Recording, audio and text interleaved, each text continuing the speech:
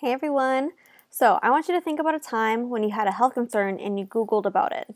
Did WebMD tell you that the pain in your left arm could mean that you might have a heart attack? Did you freak out and tell your friend who just started college for pre-med?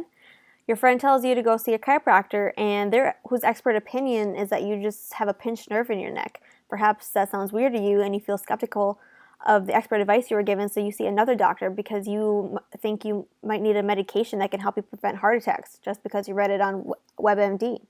So you waste your money and your time just to learn that the doctor said that the chiropractor was actually right and you'll be fine. Does this sound familiar or remind you of someone you know? Unfortunately, this is an example of how people today believe they know everything, are too narcissistic in their predispositions to put any trust in experts, and they denounce any intellectual achievements because they believe they can learn about it or figure it out on their own. This book, The Death of Expertise by Tom Nichols, focuses on this concept to create awareness of how, even though we have more access to information than ever before, citizens need to be aware that they can't be an expert on everything. And experts need to know that their responsibility is to educate the public instead of only speaking to other experts. However, even when experts are sharing their knowledge on things like news media, they can hardly ever share much depth because citizens demand to be entertained instead of informed. Have you ever met someone who claims to be an expert in business because they've read a ton of books and blogs but hasn't actually gone to school for it? How likely are you to invest and rely on that advice or guidance? The truth is, people can't label themselves as an expert just because they think they know a lot about something. Tom explains that education, training, practice, experience, and acknowledgement by others in the same field can help divide experts from the rest of society. People should aim to be learners for the rest of their lives, no matter how smart they are. Otherwise, trust is lost and people will continue to undermine American democracy.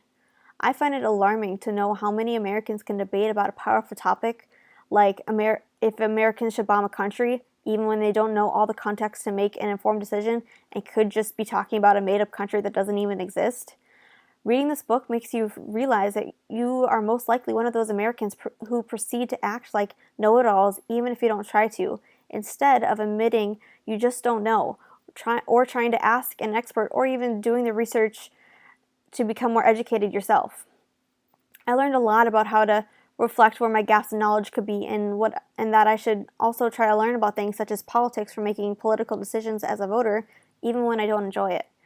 As Americans, we need to read books like this to become aware of how we are affecting each other. We need to do our own research or ask experts for information so we can create our own individualized decision instead of doing something just because someone else thinks it's the best thing to do.